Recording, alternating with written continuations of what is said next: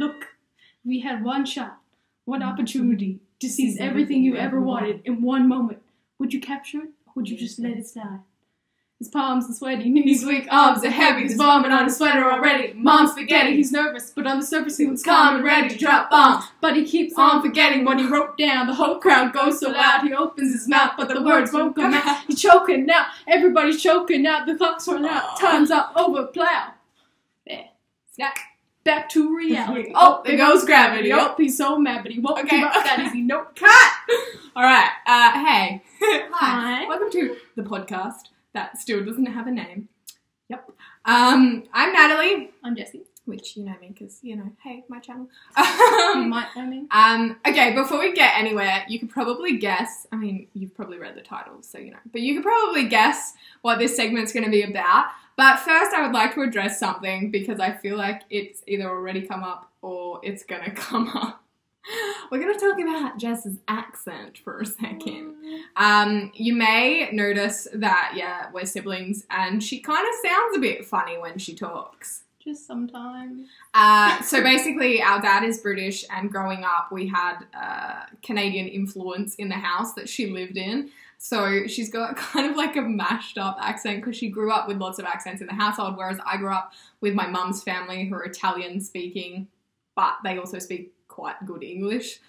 So rather than developing an accent, I really just developed a second language as opposed to anything else. So I sound quite Australian, whereas she can sometimes sound quite Canadian when she speaks and sometimes quite British.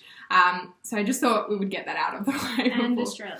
And Australian. I'm trying slowly to weasel it in there. Sometimes I just overpronounce the R's in words. So like art and things like that, and they'll be like, why? It's art. It's art. It's not art. It's art. I'm happy, like, if you guys want us to do a segment just to hear how she says different words, I'm quite happy to, like, film a video because I think that'd be quite funny. But anyway, on to today's topic. Today, I want to, today on the back of something that's been happening quite frequently in my household, I want to talk about rap. Contemporary rap lyrics, and I suppose like a little bit of old school stuff, and why old people get so offended by the obscenities in rap music. Right, so nice. So I have been listening to a lot of G-Eazy. I like his stuff. I like that. Okay, aside from like the whole like chicks and drugs and alcohol and stuff, he also, a lot of his songs are based on like stuff that he lived through as a kid, and I like the context of a lot of his rap songs. And so I've been playing it pretty much loud, non-stop, while I've been packing at my house, and I live with my grandparents. So the other day, she came beating on my door while I was listening to Pray For Me, and she was like, "Why is there so much swearing coming out of your room?" And my response to her was lions and tigers and bears, because, you know. Oh my.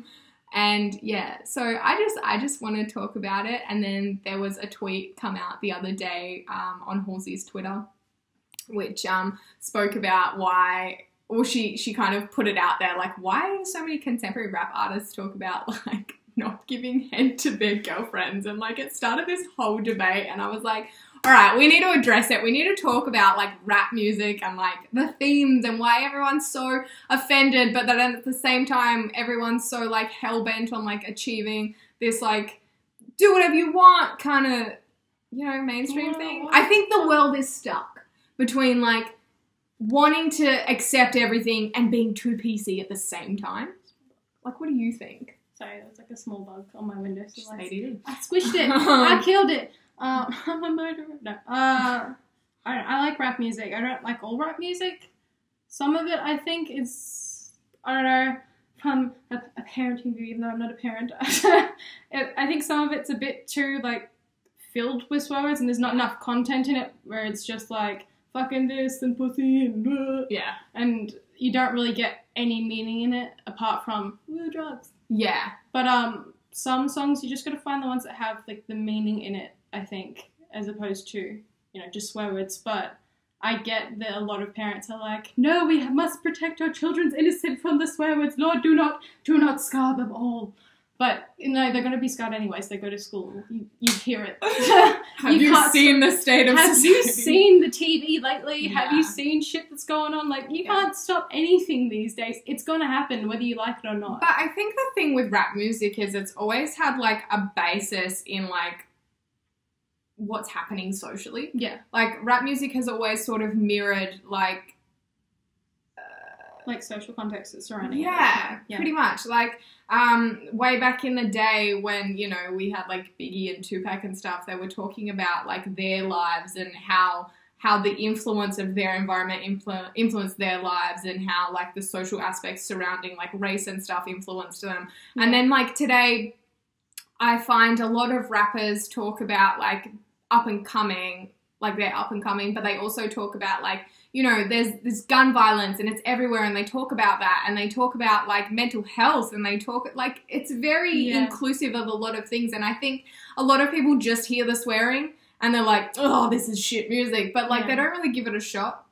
So, like, for me, another artist that I find does this is NF. He's a rapper, and I fell in love with this song Mansion, which I did mention in one of my monthly music faves. He talks about, I suppose it's about mental health. It's about, relationship breakdowns, not necessarily romantic. It's about, like, feeling stuck inside yourself. It's about, and I think it's really cool because we're taking concepts that, like, 20 years ago, nobody talked about socially, and we're bringing them to the forefront, and we're using, like, big ass music platforms to do it. And I think that's really commendable, to be honest, whether they're swearing in it or not. The value of, like, the context of a lot of these songs. Like you said, there are some songs that are just about, like, getting on my bitch and shit.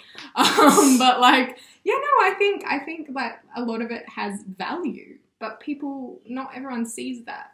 And even with things like that, some people are like, I don't think we should talk about it. It shouldn't be made public and things like that. But I think, people need to be more open about it and raise more awareness towards these things. And I know that not everybody's going to like rap music, and it's not about whether you like it or not. Yeah. It's more about trying not to form an opinion of something when you don't quite get it or understand it properly enough. Like, I know that, like we said, with a lot of adults, it's like there's just swearing in there. There's nothing worth anything, to listen to. It's just gangster shit.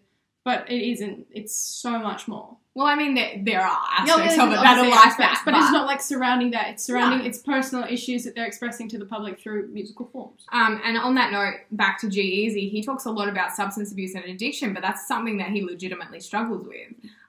If you watch any interview that he's ever done, he's quite open about it. And, like, even that in itself, the fact that they're not only using lyrics to talk about it, but they're actually openly talking about it in their radio interviews, and it just brings to light, like, a shared social experience. And I think that's why so many young artists nowadays, with reference to music, have such a strong fan base. Like, I mean, there's always been fan bases for musicians and stuff, but I think people associate with them not only nowadays because they're celebrity and they make good music, but they're personable people, and they market themselves as real legitimate people with real legitimate everyday problems.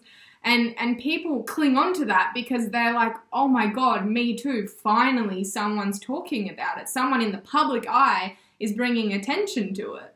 I also think they're also, because a lot of young people that listen to rap music and all music in general, they're trying to find out who they want to be or where to go with their life, or, like, they're dealing with issues and they just need to escape sometimes. And I think it's also inadvertently educating them because it's saying, look, I did all this shit, this messed me up or whatever, and then, it's going, okay, don't do this or do this, or, like, talk to people, encourage other people, build a community that can keep you together, because there are things in life that's going to take you apart. And, like, beyond rap music, it goes into all other genres as well. I'm going to bring up 2 examples now, and you're already going to guess one of them. But, like, for me, I went to a Melanie Martinez concert. Take that how you will. I know there's, like, conflicting views about whether you like her or not. But I went because I like her music. And a lot of her music doesn't necessarily some of it does relate to themes in her life, but a lot of it is about that social awareness factor. She's got songs that relate back to child trafficking in third world countries. And a lot of people listen to it and their first thought is, oh, well, that didn't happen to you, or did that happen to you? Like, what's going on? Did X, Y, and Z happen? Were you abused? Were you this? And I'm like, stop preempting. Stop preempting what you think it's about and just listen to it, because there's a social message in a lot of her songs. I went to the concert. I sat next to a 9-year-old who was just like F-bombing, C-wording, and her mum was mortified because she hadn't done the research into the music. At the same time, her mum also took away from the concert that there was a lot of lessons in a lot of the songs, but she was, you know, a bit taken aback when all of the swearing started happening. And I think, yeah, it's just a sign of the times. A lot of people do it now. So you either want to, as a parent or a grandparent or a guardian, you want to like educate the kids that, you know, it's not, you don't have to go around dropping F-bombs to be cool and stuff, but like you can still like these people and the message that they're spreading, but understand that it's not about the foul language. Like rap doesn't have to be about foul language. Pop music doesn't have to be about foul language. And it's just a cultural, it's just a social thing. If parents don't want their kids listening to like that's words the and thing. stuff, they do put out clean versions of the songs. And then my second sort of reference, again, away from rap music, is obviously Halsey. You guys know that I'm like a die-hard Halsey fan, and it's because there are so many like contextual references to mental health in her songs, or there are so many references to situations that I am also familiar with that she talks about through lyrics. But also talks about outside of that. She has health conditions. She has mental health conditions. She's, you know, she hasn't necessarily had a great life at some points, but in the same respect, she hasn't had a shit life either. And she's like quite okay to say that. But yeah, like there's a lot of shared social circumstance that I think, you know, people are like, oh, she's just a pop artist, and I'll only look at her because, you know, like, she's now on the charts and stuff. Yeah. And it's like, these people are so much more than musicians. You just got to give them a chance and look past the stuff you don't like. Yeah. In the same respect, if you don't like it, you don't like it. Like, I'm not going to be like, no, you have to like G-Eazy, or like, no, you have to go and listen to rap music and NF and Eminem and all of this. You don't have to. If it's not your jam, it's not your jam. But I feel like these are themes that run so much further than rap music. I just bring up rap music